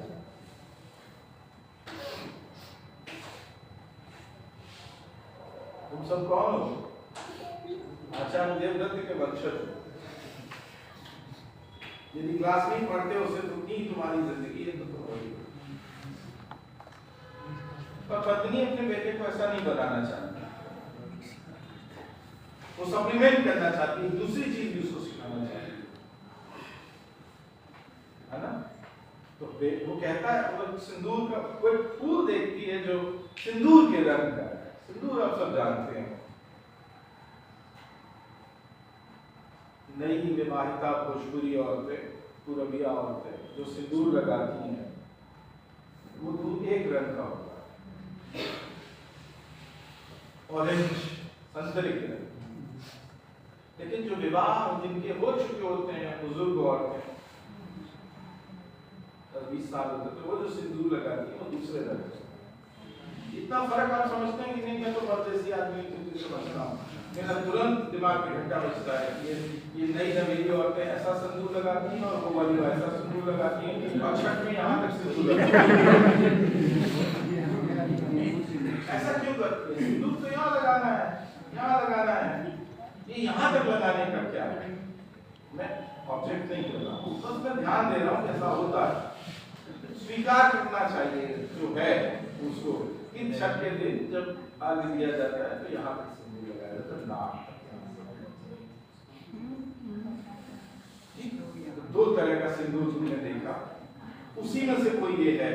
असल में सिंदूर उस वाले को ही कहते हैं जो बूढ़ी औरतें या बुजुर्ग औरतें या प्रौढ़ औरतें लगाती हैं, यानी मैरून जिसे कहते हैं, कथई गहरा, जो देवताओं को चढ़ाया जाता है ना, वो वाला। तो वैसा कोई फूल है। क्या कहता है कपिल? ये सुहाग का फूल।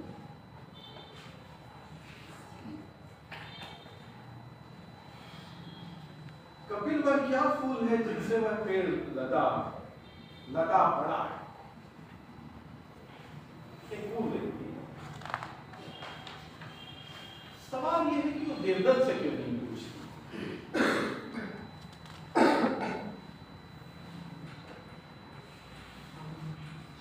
है ना? कपिल से पूछती, क्योंकि उसका अनुमान है कि ये किताबी आदमी है, शायद इसे जंगल के बारे में पता नहीं होगा, और देर नहीं लगती कपिल को। उन्हें सुहाग के फूल कहते हैं। बड़ा विचित्र नाम है, क्यों कहते हैं? ठहरो, तोड़े लाता हूं, आप ही समझ जाओगे। जाता है कपिल सुहाग के फूल लेने के लिए, यानी तोड़ने के लिए गया है।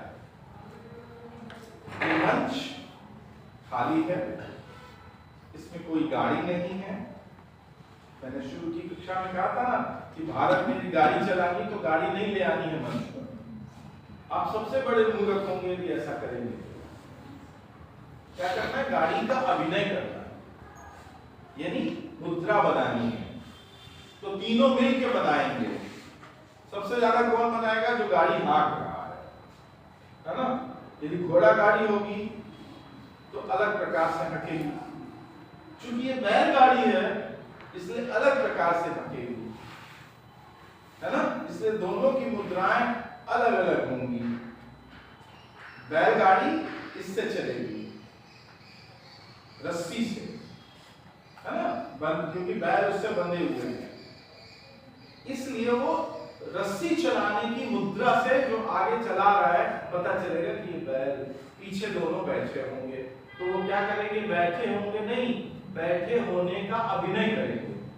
अभी मैं कुर्सी पर बैठा हूं, लेकिन कुर्सी ना हो, मुझे बैठे होने का अभिनय करना हो तो मैं जैसे बैठूंगा वो है अभिनय करना। कुर्सी नहीं होगी, कुर्सी पे मैं बैठे होने का अभिनय करना। हमारे नाटकों में, संस्कृत नाटकों में है कई जगह बहुत सारी विचित्र बातें। सोते हुए आगमन, कैसे आएंगे सोते हुए मंच पर? तो ऐसी मुद्रा बना के आएंगे जैसे सो रहे हैं, और आके ऐसे बैठ जाएंगे, लेट जाएंगे जमीन पर कि सो रहे हैं, और आना है सोते हुए। ये सब आप थोड़ा देखेंगे, आप बोलेंगे तो आपको पता चलेगा क्या करना है। मंच खाली है, देवदत्त है, पद्मिनी है, और कपिल मंच से चला गया। कहां गया है? उसने पहले कहा लो थोड़े लाता हूं, और गया बाहर। अब मंच पर कपिल नहीं, और फिर ये संवाद है। क्या लिखा है नाटककार ने? कपिल को निहारते हुए, यानी यदि वो इधर जाएगा तो पद्मिनी किधर देखेगी? इधर। यदि वो इधर जाएगा तो पद्मिनी देखेगी उधर, तभी तो निहारेगी। जाएगा इधर पर निहारेगी इधर, तो क्या होगा? नहीं देख पाएगा। तो निहारने का अभिनय करना, निहारना नहीं है, क्योंकि उससे कोई कपिल दिखेगा नहीं। निहारने का अभिनय करना है कि जैसे देख रही है। अच्छा, नीचे की तरफ नहीं देखना, क्योंकि तब लगेगा कि घाटी में गया। बड़ा ऊपर की तरफ देखना ताकि लगे कि पेड़ पर चढ़ रहा है, और बहुत ऊपर भी नहीं देखना। इसलिए कितना अभिनय, मुद्रा कैसी बनानी है, बॉडी लैंग्वेज में मुद्राएं कैसी बनानी है, ये अभिनेता की को तय करना है। तो कपिल को निहारते हुए, लेकिन क्या करना है? देवदत्त खड़ा है बगल में, उसे पता न चले तो क्या करना है? स्वागत। स्वागत कब किया जाता है? मंच में जब अन्य अभिनेता हैं, पात्र हैं, तेज से बोल रहा है, लेकिन वो ऐसे अभिनय करेंगे कि ऐसे वो सुन नहीं रहे हैं, सिर्फ दर्शक सुन सकेंगे। इस घटना को स्वागत कहते हैं। ये पूरी दुनिया की परंपरा में सिर्फ भारत में स्वागत। स्वागत यानी अंदर की बात दर्शक को बताने के लिए अपनाई गई एक युक्ति या टेक्निक, तरीका, विधि, प्रविधि, मेथड। मूल बात क्या है मैं आपको बताना चाहता हूं। तो उसने कहा है कि 5 साल मेरा बच्चा शिकारियों के यशोदत्त में रहे, उनके पालन में रहेगा, वो पालेंगे।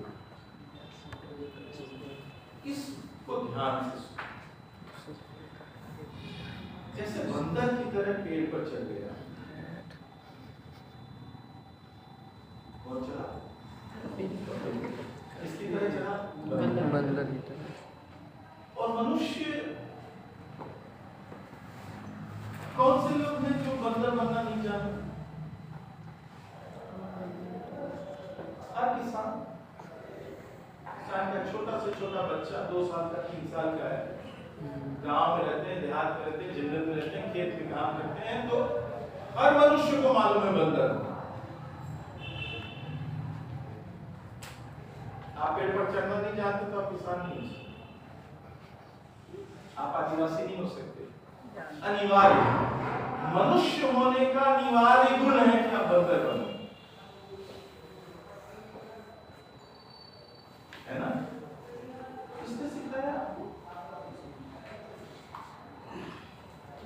कौन सिखाता है? किसानों के बच्चों को। और किसानों के बच्चों में वो गुण होता है। तुम्हें जो सब गांव में रहे, देहात में, लड़के लड़कियां सब, कोई लड़के लड़की का भेद नहीं है, सबको आता है जंगल में पेड़ पर चढ़ना, क्योंकि छोटे छोटे कई बहुत सारे काम करने होते हैं जो पेड़ पर चढ़ने किए जाते, है ना। हमारी कहानियों में है कि किशन कन्हैया पेड़ में चढ़ गए। किशन कन्हैया को भी आता था। यदि राम की कथा को ध्यान से सुनेंगे तो देखेंगे तो पाएंगे कि राम और लक्ष्मण को भी आता। लोकगीतों में है कई जगह, जब बारिश होती है बहुत तेज तो 12 मासाओं में वर्णन आता है कि कहाँ रहेंगे राम, जंगल में खूब तेज बारिश हो रही है, धरती पे नहीं रह सकते, कहाँ रहेंगे? यदि कोई चट्टान, कोई गुफा नहीं है तो पेड़ पे चढ़ते ही तो रहेंगे। यदि आपको देश निकाला जंगल में दे दिया गया है तो। इसलिए बंदर बनना की कला सब मनुष्यों को आती थी, सिर्फ उनको नहीं आती थी जो आचार्य देवदत्त होते थे, ठीक ना। यानी कोई दुर्गुण तो नहीं है, विकृति तो नहीं है बंदर बनना, सहज है ना, स्वाभाविक है, नेचुरल है, सीखता है, लेकिन है तो स्वाभाविक। मनुष्य के अंदर ये कला है कि वो पेड़ पर चढ़ सके बंदर की तरह। पर चूंकि ये व्यापारी की बेटी है, यदि किसान की बेटी होती तो वो इतना अचरज से नहीं देखती, पर चूंकि एक व्यापारी की बेटी है तो शायद इसको नहीं मालूम है बंदर बनना, इसलिए उसको लगता है कि पेड़ पर जो चढ़ते हैं वो सब बंदर ही होते हैं। बंदर की तरह पेड़ पर चढ़ गया। मैं इस पर जोर देना चाहता हूं कि ये सहज है, स्वाभाविक है, कि कोई ऐसी चीज नहीं है कि कोई गड़बड़ है इसके अंदर। ये सब सीखते हैं, ये मनुष्यता के अनिवार्य उसमें शामिल है। पुराने में आप जाएंगे कैसे बंदर की तरह पेड़ पर चढ़ गया। अभी पूरे दृश्य की आप ये जो दर्शक सामने होगा उसको कल्पना करें। कहने से पहले ही कुर्ता उतार, वेशभूषा तय हो गई, जीन्स नहीं पहन सकते आप। धर्मपुरी में जो युवक कह रहे मित्र थे तो वो युवक पहनते क्या थे? कुर्ता। कहने से पहले ही कुर्ता उतार, धोती कस। धोती क्या है? धोती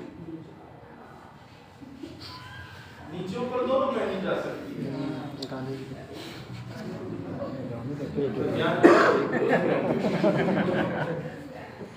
धोती, और धोती पुरुषों का पहनावा नहीं है।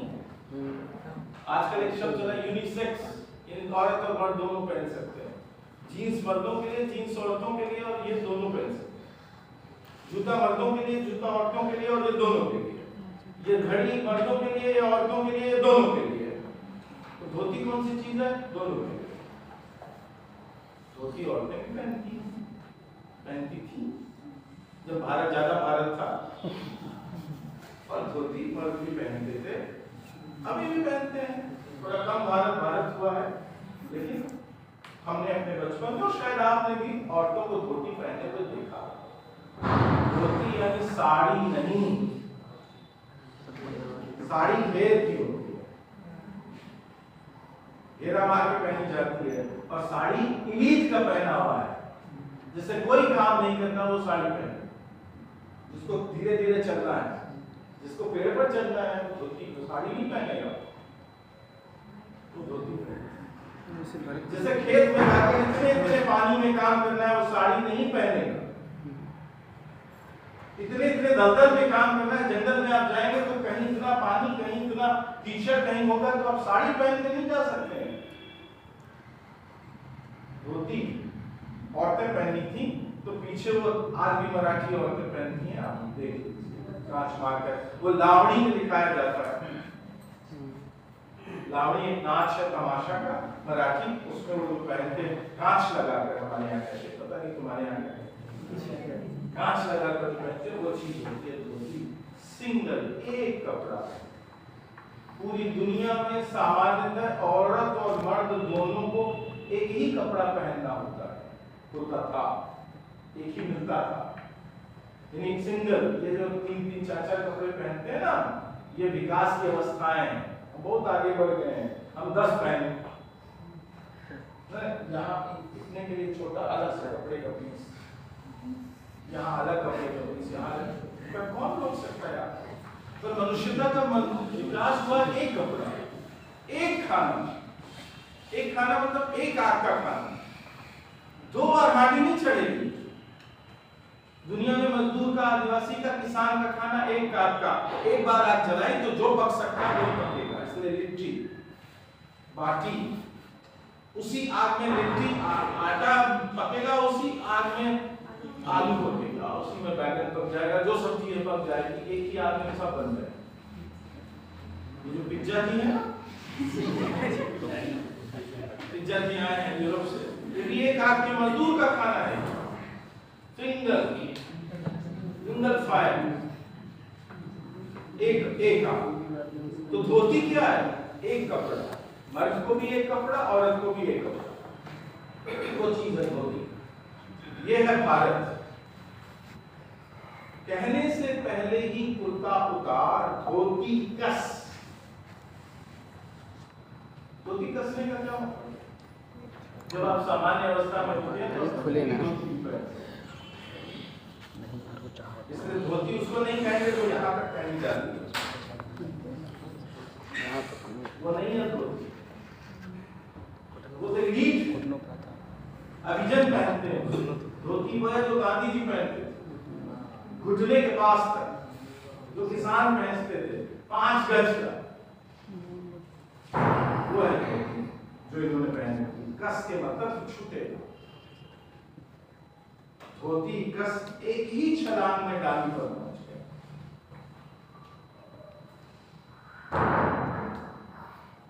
ऐसा वर्णन क्यों कर रही है? ये अस्वाभाविक विकृति है, ऐसा विशेष लोग करते हैं। ये कला मनुष्यों के अंदर विशेष लोगों में पाई जाती है नहीं, ये उन सब के पास पाई जाती है जो पेड़, नदी और जंगल में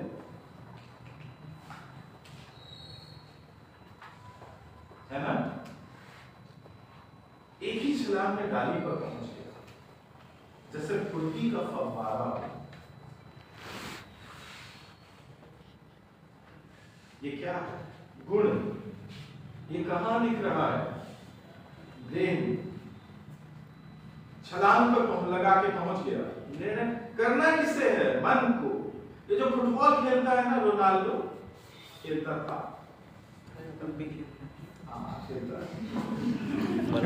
ये पहले खेलता था या कांचन खेलते थे, वो दिमाग से खेलते थे कि शरीर से खेलते थे?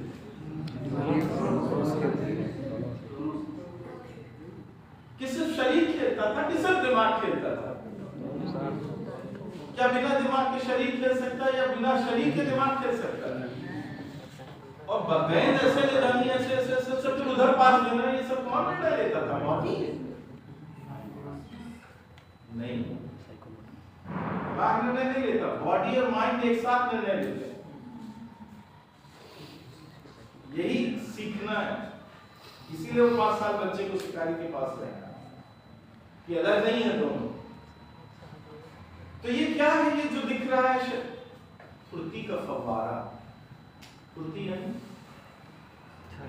धीरे धीरे धीरे धीरे। लीड लोग कैसे चलते हैं? धीरे धीरे धीरे। और किसान को दौड़ना तो कट से भागेगा, दौड़ेगा, उसको पता नहीं रहेगा सुंदर दिख रहा हूं कि नहीं दिख रहा हूं, फोटो मेरी सही आ रही है कि नहीं आ रही है, वीडियो में सही एंगल पे है कि नहीं है, उसको कहां ध्यान है? उसको तो काम करना है, कब से बैठ खेत में कट से कर। ये जो चीज है फुर्ती, सब समझते हैं? फुर्ती का फव्वारा, फव्वारा ऊपर जाता है फिर नीचे गिरता है, फुर्ती का फव्वारा।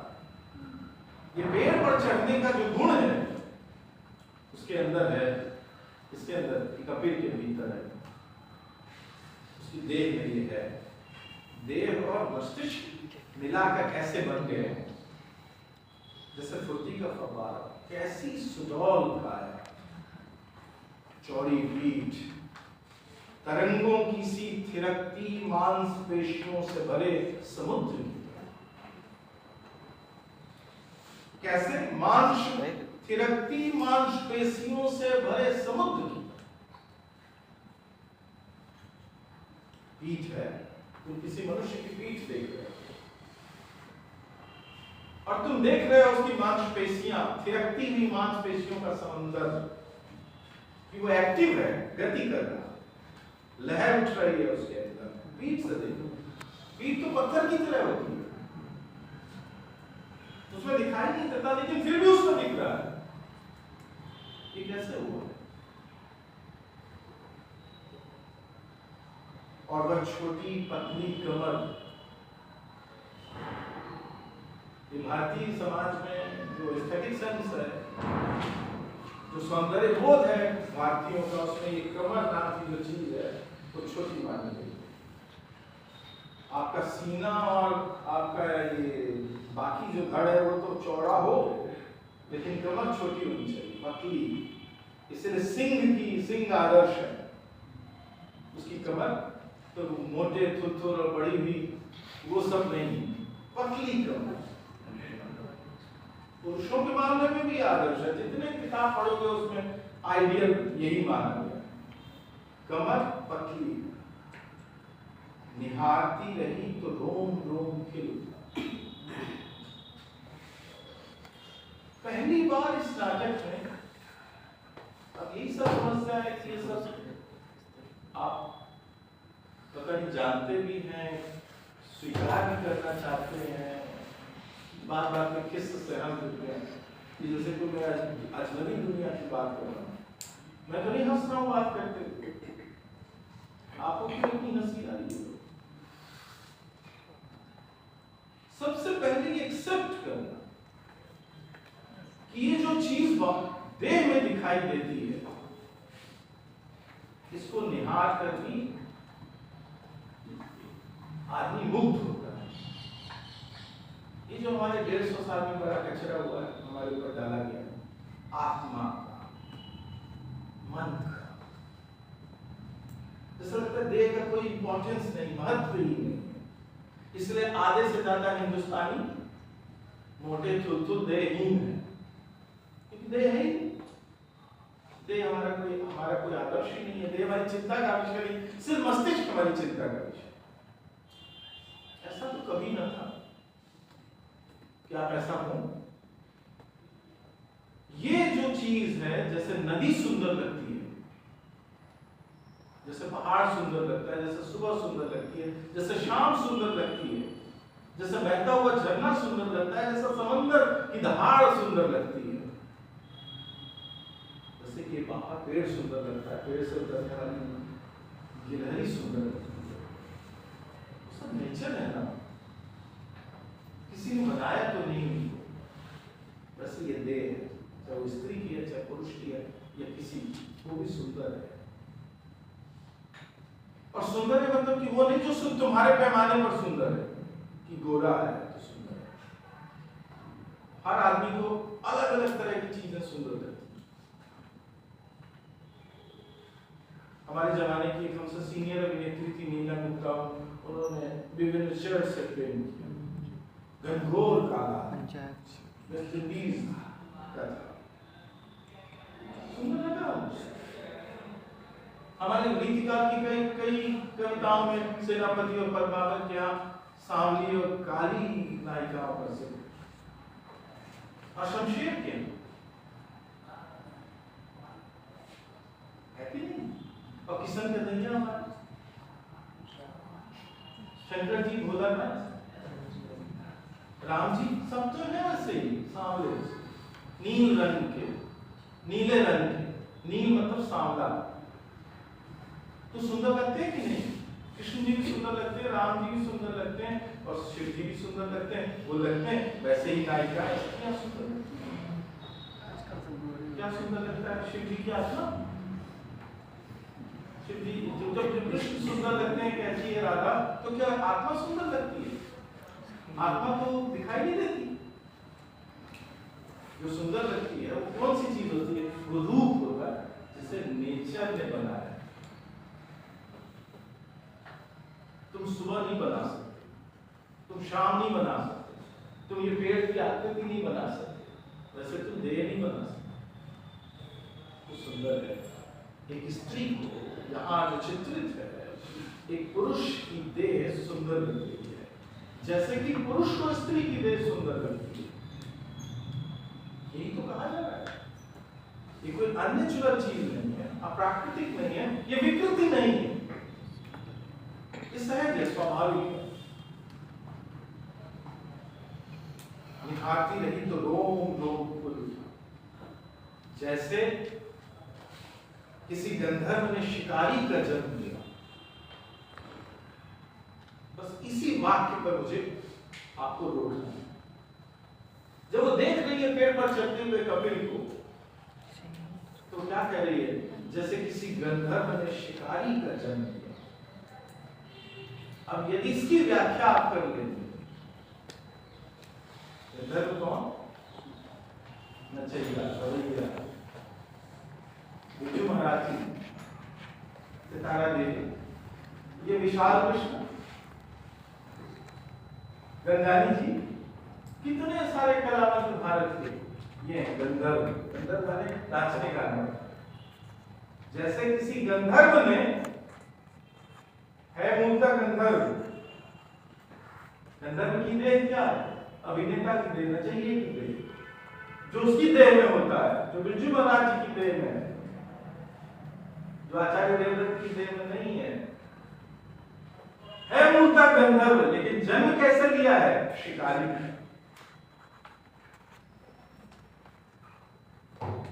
इसको यदि समझ लेंगे, अभी मेरे पास फिलहाल वक्त नहीं है, तो उसे समझ लेंगे। क्या 5 साल तक मेरा बेटा